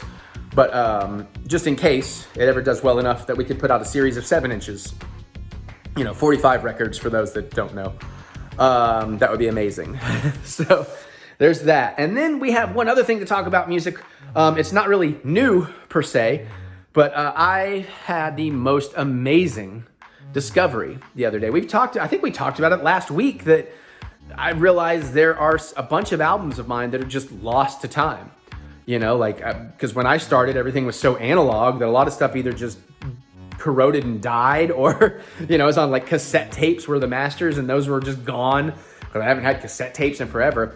Well, I was looking up my ASCAP and BMI information the other day, and it wasn't where I thought I had it, but what I discovered was 6 audio cassettes. And I thought, oh, wait a minute, if these were saved and put here, and guess what? It was a fucking treasure trove of my lost past. And I am thrilled to have found this stuff. And for the most part, it's all in good condition. I have digitized almost everything now. I still need to go and clean it up, like cut them into individual songs, take a little of the hiss and hum up from the cassette out of them. But my God, this goes all the way back to some of my earliest multi-track recordings at 14 years old. We're talking like 1993, 94, when I had a 4-track cassette. I found a bunch of that stuff. Last night, there's this one album, if you're on my Patreon, you know about this, Screwing Up the Wonderful. It was kind of an unfinished album, sloppy, just off the cup of my head lyrics, because I hadn't really written them yet. Well, I found like 15 minutes of missing music from that album. I didn't even know it was missing. And ironically, they're the best songs on there. The most fully formed lyrical ideas, and they're super catchy. So I found that kind of thing. I found an almost hour-long interview with my band, my 15-year-old band, Dungren. So we're gonna put that on Patreon very soon. I found like radio interviews with the bass player from Dungren. I found a real gem.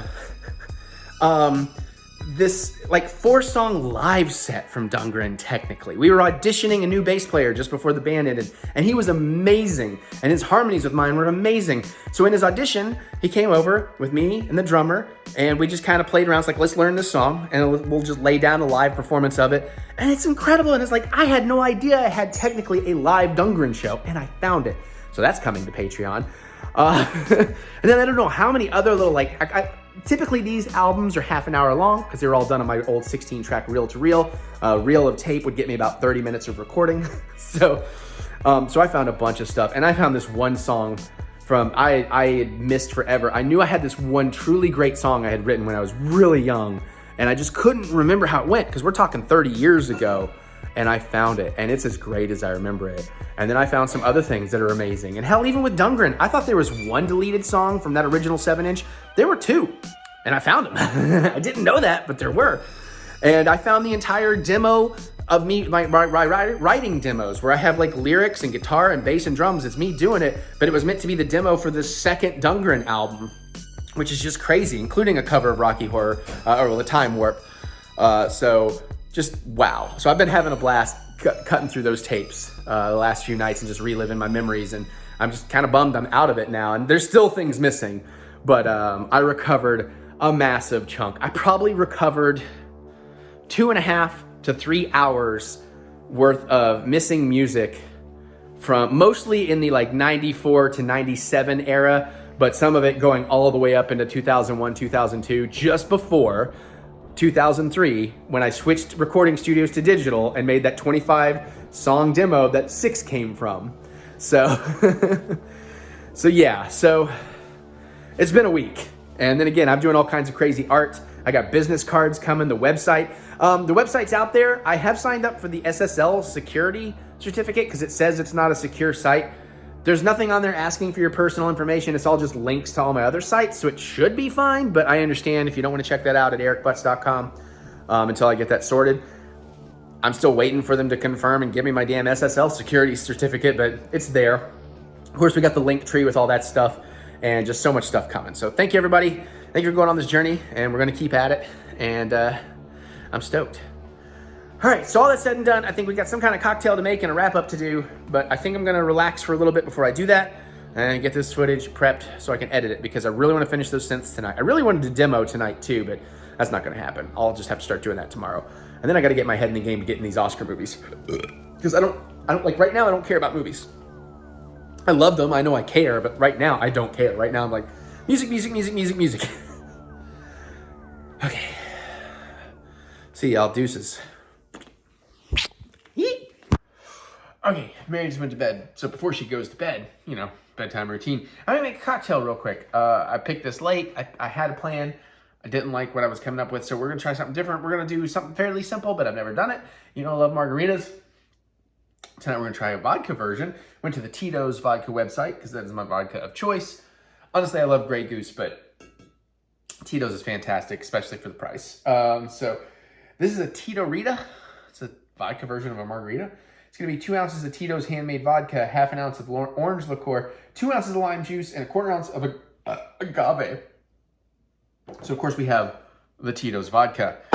For the orange liqueur, we have Cointreau. I have plain-ass fucking agave, and just barely shy of 2 ounces of lime juice. Mostly probably because I saved... I'm trying to do this fast. I just finished the wine. Saved a slice of lime to, you know, salt the cocktail rim, which I guess we actually would do first. So let me bring the camera down. You gonna hang there? Cool, cool, cool, cool, cool. So let's do that first. Even though I had all this stuff ready to go.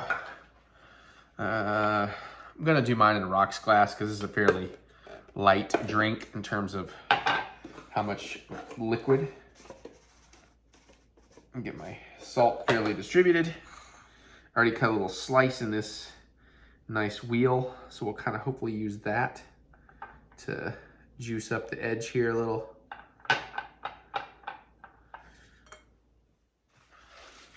And we're gonna, salt this guy.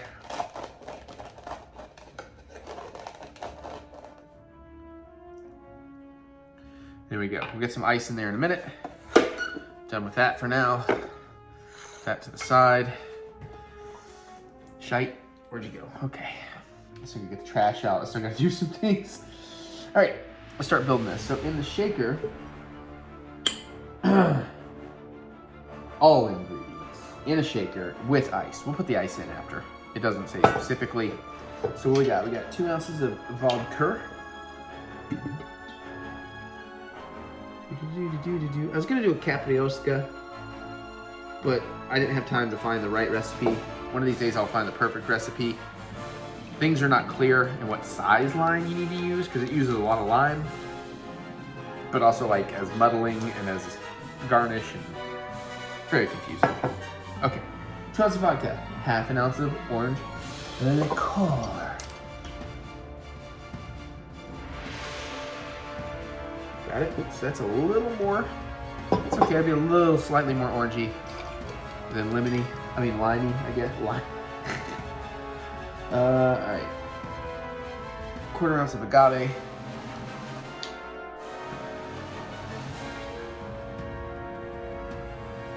There we go. And then 2 ounces of lime juice. Then we'll put a little ice in there. But I know, like I said, I am a little shy of 2 ounces of lime juice here. Or I am, it's so close. It's so close. It's like 1.8. Boo this man. All right, so we got that. Your little handful of ice, throw it there. Put my vodka away while I'm doing that.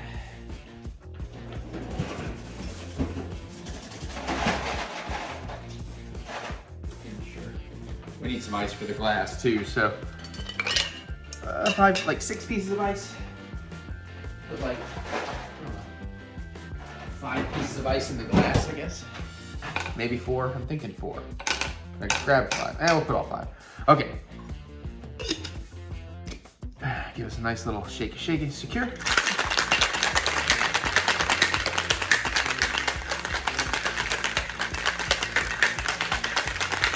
That should be good.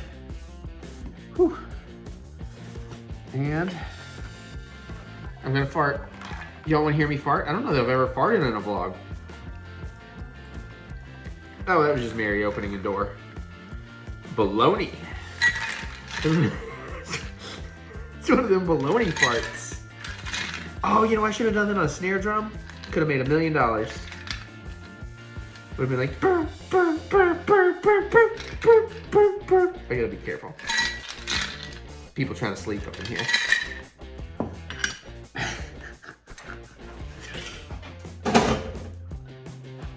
All right, we're gonna garnish with this nice little lime wedge that I already had prepared. Ta-da! That's actually pretty cool. That's a pretty looking drink. All right, see you all later. I'm just kidding, I'm just kidding. Obviously I gotta taste it. That would've been kind of funny. It's like, I'm gonna make this drink. Here, let's Dutch angle this. In honor of Jerry Williams.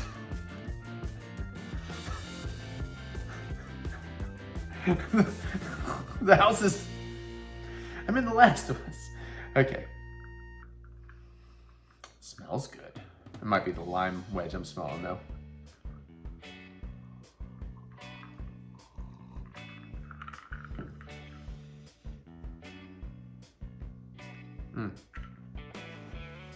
Actually, looked kind of cool just like that. Oh, that's really good. That's really good. Hold on.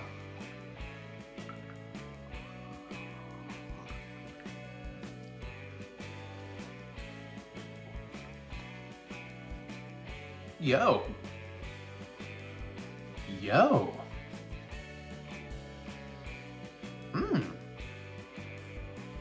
I really taste the lime juice. I get a hint of the orange. There's just enough sweetness from the agave.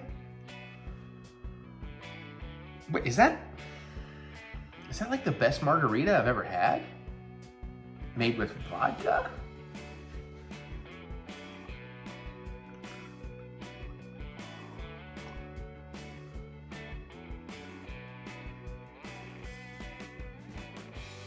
I'm even trying to drink it without the salt.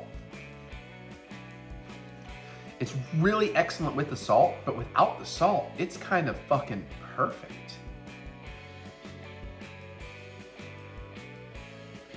That may be a new favorite drink. Shit, TitoRita. That's really tasty. Klingons off the starboard bow.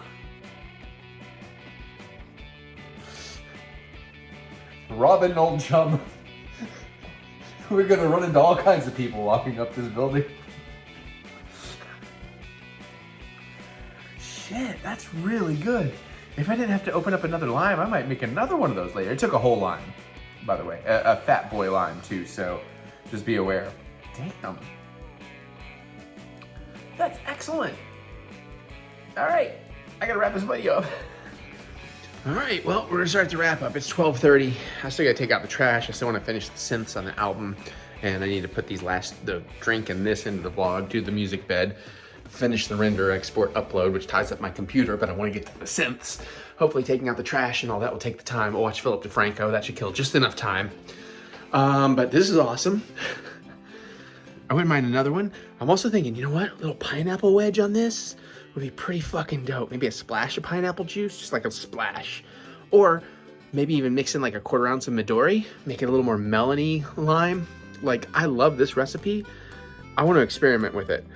Maybe next time on Survivor.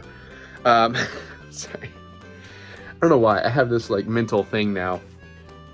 I can't not do that. Anytime I hear or say the words next time, I always want to go next time on Survivor. I don't even really watch Survivor anymore. I think it's cool. I still dig it. I don't got nothing against it. I've been watching some compilation clips like last month, but all right, everybody. I appreciate y'all. Thank you. Please check out my music. Please, like seriously. I will admit I'm a little disappointed. I didn't expect a huge amount of y'all to get involved, but it's pretty minuscule, even by my lowest of expectations. And that's fine. If you don't like it, that's fine. I get it. Music, super subjective. What I do here is probably, like, y'all see me as like super happy, geeky, nerdy, passionate boy. And that's true. And a lot of that does play into my music. But my music does come across as a little bit more like, you know, energetic and boisterous and fuck you. You know, I mean, there's a part of me that's that. I can be many things, but seriously, I mean, if you haven't checked it out, I implore you, just check out some stuff. Or wait till 6. At least when 6 comes out, it's a better indicator. It's still, nothing I have done or have put out is going to be a great indicator of what's coming, other than just the basic kind of what I do. Because what's coming is like, it's what I do. It's the, you know, guitar, bass, drums, vocal harmony track, occasional solo. But it's so much more. It's like, it's clear. It's the way I move verse to chorus and bridges, and now a lot more like keyboards and synths and orchestrals and alternate instruments, just creating a sonic symphony of like country punk and folk punk and cinema punk and just, and even saying punk, like it's, I was reading that vinyl thing and I'm like, I'm being pretty simplistic in it. I need to come up with some more specific terminology. But if you could, please go check out stuff, especially on Spotify. You know, use my link tree, whatever. Go to my website, whatever. Just please check it out, especially when 6 comes out, especially on February 10th when it drops. Hit those numbers, kick that fucking algorithm into overdrive so it'll spread out to more people that will truly love it. Because if you know anything about me, you know what I like is I like to do things that even if it's just for one other person in the world, makes their day a little better. And hopefully my music does that. Even when I get to some of the stuff that may be angrier. I'm not doing angry right now. I've done some in the past, but when I do, sometimes it's cathartic. So just please help me out, all right? Follows, playlist, like, listen, stream it, you know? Tell your friends. If you like it, tell your friend. You into skate punk? You into garage punk? You're gonna like what I do. You into The Offspring, Green Day, Blink-182, Teenage Bottle Rocket, Bouncing Souls, Screeching Weasel, No Effects, you know... a lot of bands out there. Weezer, The Hives, hell, even a little bit of Muse. I'm not trying to compare myself to their amazingness, but plus, you know what I mean? Okay. Anyways, please check out my music. EricButts, or use any of the links. I appreciate it. Comment, let me know. Click the thumbs up button, thumb of encouragement. Can't wait to, you know, I love to be encouraged. Vlogs moving to Wednesday starting next week before the launch, February 10th of 6. And then the hopeful launch of the Mary EP Part 1 on March 17th. After that, it should go to about every couple of months when some new stuff comes out. Like full new song releases. There'll be plenty of stuff along the way, but ericbutts.com, linktree.com/ericbutts. That's all you really need to know. And hell, Linktree is really everything. It's the easiest thing for me to update. You'll always find everything fresh there. Merch and everything. New merch coming too. I'm gonna make some stuff for 6. So, oh yeah, I need to put that on my to-do list. I got a lot to do. All right, I'm gonna go. It's 12:35. Thank you, everybody. Oh, and of course, we will get through this. We will get through this together. Sorry, I almost forgot. All right, thank you, everybody. I truly love you. I appreciate you. Whether you help me out or not, it's fine. I still love you. You're my friends here. You're my family here. You're my audience here. Whatever you want to identify yourself as in that regard, you're my casual viewer here. I appreciate that. And the biggest lesson I learned, because, you know, I wanted to start YouTube as a way to promote my music and movies, and then YouTube became the job. But the biggest lesson I learned is your audience from one platform will not translate to another. I mean, sure, there's always exceptions, but in general, just because you build one audience one place, it's not going to go another place, even if you're doing the same thing. So I really need help trying to get something going on where I really deserve to be. And I'll still be here. Of course I'll still be here. I can't shut up. I can't stop talking about myself. Are you fucking kidding me? All right.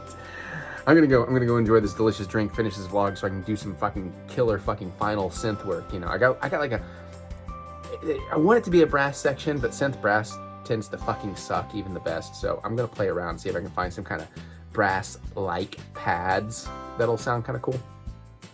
Because I got a little melody to finish out a song that I want to put in there, make sure everything else is clean. And then maybe before I go to bed, I can say, oh, the Mary EP Part 1 is finished. All right, love y'all, thank you. Cheers.